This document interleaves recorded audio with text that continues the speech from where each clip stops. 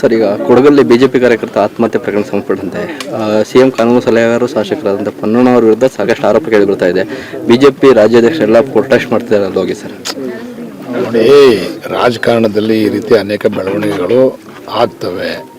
ಅದಕ್ಕೆ ಶಾಸಕರನ್ನು ಇನ್ನೊಬ್ಬರನ್ನ ಹೊಣೆಗಾರಿಕೆ ಮಾಡ್ತಕ್ಕಂಥದ್ದು ಸೂಕ್ತ ಅಲ್ಲ. ಅದ್ರ ಬಗ್ಗೆ ತನಿಖೆ ಆಗ್ತದೆ. ತನಿಖೆ ಆದಮೇಲೆ ತೀರ್ಮಾನ ಆಗ್ತದೆ. BJP-ಅವ್ರಿಗೆ ಬೇರೆ ವಿಚಾರಗಳಿಲ್ಲ.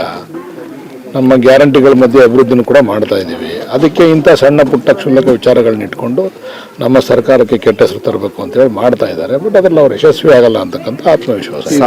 ರಾಜಕಾರಣ ಮಾಡ್ತಾರೆ ಅವ್ರು ಮಾಡೋದೇ ಅದರಲ್ಲಿ ರಾಜಕಾರಣ. ಜಾತಿನಲ್ಲಿ ರಾಜಕಾರಣ ಮಾಡ್ತಾರೆ, ಸಾವನಲ್ಲಿ ರಾಜಕಾರಣ ಮಾಡ್ತಾರೆ, ಜಾತಿ ಎತ್ತಿಡ್ದು ರಾಜಕಾರಣ ಮಾಡ್ತಾರೆ.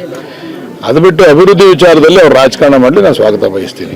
ನಿರಂತರವಾಗಿ ಬೆಲೆ ಏರಿಕೆ ಮಾಡ್ತಿದ್ದಾರೆ ಅಂತ ಹೇಳಿ ಧರಣಿ ಮಾಡಿದ್ದಾರೆ ಸರ್ ಅಂತೇಳಿ ಬಿಜೆಪಿ ಅವರು ಎಲ್ಲ ಕಡೆ ಪ್ರತಿಭಟನೆ. ರೀ, ಕೇಂದ್ರ ಸರ್ಕಾರ ಎಷ್ಟು ಬಾರಿ ಬೆಲೆ ಏರಿಕೆ ಮಾಡ್ತು? BJP ಅವ್ರಿಗೆ ಬೆಲೆ ಏರಿಕೆ ವಿಚಾರದಲ್ಲಿ ಮಾತಾಡ್ತಕ್ಕಂಥ, ಹೋರಾಟ ಮಾಡ್ತಕ್ಕಂಥ ನೈತಿಕತೆಯನ್ನು ಅವ್ರು ಕಳ್ಕೊಂಡಿದ್ದಾರೆ. ಕೇಂದ್ರ ಸರ್ಕಾರ ಅಧಿಕಾರಕ್ಕೆ ಬಂದ ಮೇಲೆ 10 ವರ್ಷದಲ್ಲಿ ಎಷ್ಟು ಬಾರಿ ಬೆಲೆ ಏರಿಕೆ ಮಾಡಿದೆ? ಅದು ಪೆಟ್ರೋಲ್ ಇರ್ಬೋದು, ಡೀಸೆಲ್ ಇರ್ಬೋದು, ಗ್ಯಾಸ್ ಇರ್ಬೋದು, ಬೇರೆ ಬೇರೆ ಪ್ರತಿನಿತ್ಯ ಉಪಯೋಗಿಸ್ತಕ್ಕಂಥ ಪದಾರ್ಥಗಳಿರ್ಬೋದು, ಎಲ್ಲದ್ರ ಮೇಲೆ ಕೂಡ ಬೆಲೆ ಏರಿಕೆ ಮಾಡಿದ್ದಾರೆ. ಪಾಪ ಅವ್ರು ಹೇಳಿಲ್ವ, ಇನ್ನೇನು ಕೂಡ ನಮ್ಮ ಮೇಲೆ ಗೂಬೆ ಕೊಂಡಿಸ್ಲಿಕ್ಕೆ ಅವ್ರ ಕೈಲಿ ಆಗ್ತಾ ಇಲ್ಲ. ಅದಕ್ಕೆ ಕೆಲವು ಬೇಡದೇ ಇರ್ತಕ್ಕಂಥ ವಿಚಾರ ಇಟ್ಕೊಂಡು ರಾತ್ರಿ ಧರಣಿ ಮಾಡಿದ್ದಾರೆ. ಪಾಪ ಮನೇಲಿ ನಿದ್ದೆ ಬರಲ್ಲ ಅಂತ ಕಾಣಿಸ್ತದೆ. ಅದಕ್ಕೆ ಬಂದು ವಿಧಾನಸೌಧ ಮುಂದೆ ಮಲಗಿದ್ದಾರೆ. ತಪ್ಪಿಸ್ಬೇಕು ಅಂತ ಹೇಳ್ಬಿಟ್ಟು ಬೆಲೆ ಏರಿಕೆ ಮಾಡ್ತಾ ಇದ್ದಾರೆ ಅಂತ ಹೇಳಿ ಹೇಳುವಂಥದ್ದು ಸರ್. ಹೌದು, ಅವ್ರ ಅಭಿಪ್ರಾಯ. ಅದು ಬೆಲೆ ಏರಿಕೆ ಅನಿವಾರ್ಯ ಅಲ್ವಾ? ಎಲ್ಲ ಬೆಲೆಗಳು ಏರಿಕೆ ಆದಂಥ ಸಂದರ್ಭದಲ್ಲಿ ಅದನ್ನು ಸರಿದೂಗಿಸ್ತಕ್ಕಂಥ ಕೆಲಸ ಆಗಬೇಕಲ್ಲ. ಏನು ತುಂಬ ಬೆಲೆ ಏರಿಕೆ ಏನಾಗಿಲ್ಲ, ಸಣ್ಣ ಪುಟ್ಟ ಬೆಲೆ ಏರಿಕೆ ಅನಿವಾರ್ಯ ಮಾಡ್ತಾ ಇದ್ದೀವಿ.